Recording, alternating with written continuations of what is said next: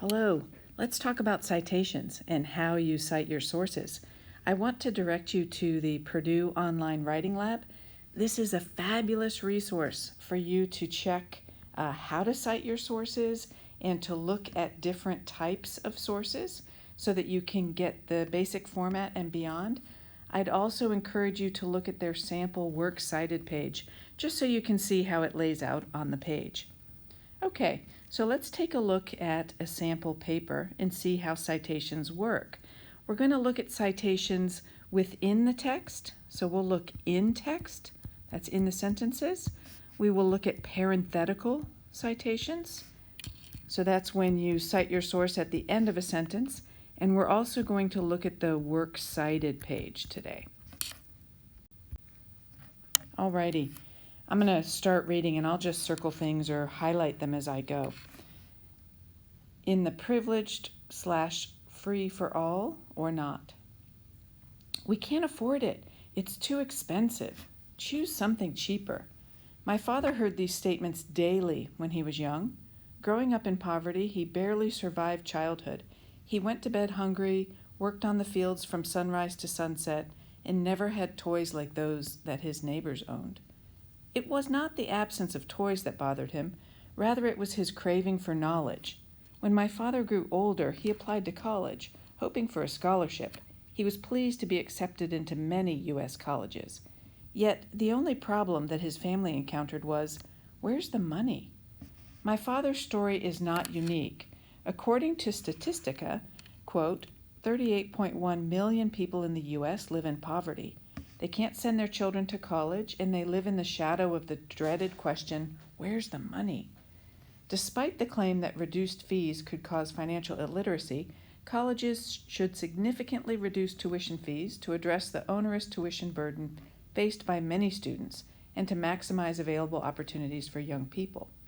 Iceland provides an example. The Icelandic government pays an average of $10,429 per year in college fees for each student, leaving the student responsible for the remaining terms of citations. The writer is citing in the sentence with phrases such as according to Statistica, and the writer would also need to add citations. Whenever you're using specific facts or figures, you're going to want to cite a source and include those in quotation marks because they come directly from the source. So if the writer included that in quotation marks here, at the end of that sentence, a few $100s of cost. This is a tiny fraction of what students in the U.S. must pay. According to the College Board, the average fee per state resident student at U.S. state colleges is $10,230 per year.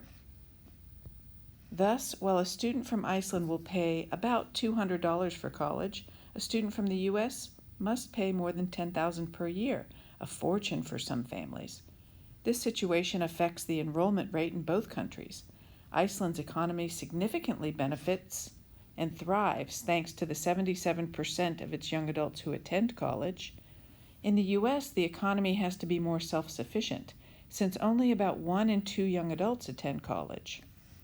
Okay, I'm going to pause here quickly. So you'll notice that this writer is doing two things, citing in parentheses at the end of the sentence. I marked a couple places where the writer would insert right here the College Board source, right? I just know that one comes from the College Board. So then the same thing kind of would happen here. You'd use quotation marks, but the writer's already cited College Board in that sentence. So notice when you've got the parenthetical citation, the period goes at the end, and this writer's put Business Insider inside the quotation marks. And I'm curious about that source, and I wonder if the source has an author, because I would like to see the author cited here, but let's take a peek at the works cited page on the next slide. Okay, so this writer has started the works cited page, but so far I'm seeing Hockman, why college should be free, and network, should college be free. So I don't see Business Insider yet.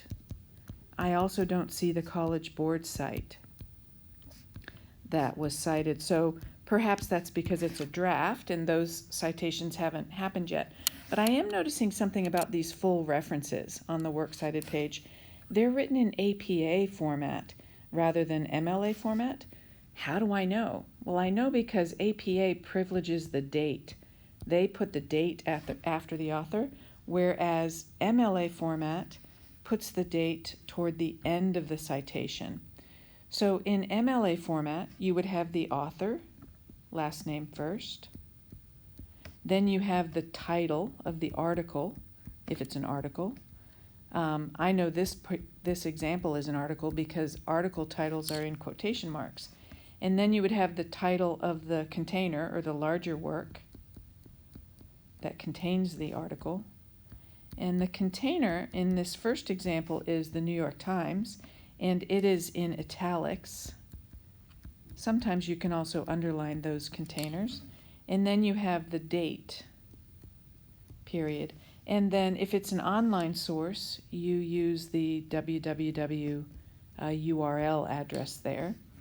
And you also add when you accessed the source. Because online sources change so often, you just have to make a note of when you accessed it in case it were to disappear. So that's what your works cited full reference would look like at the end, and this is what you cite in your paper.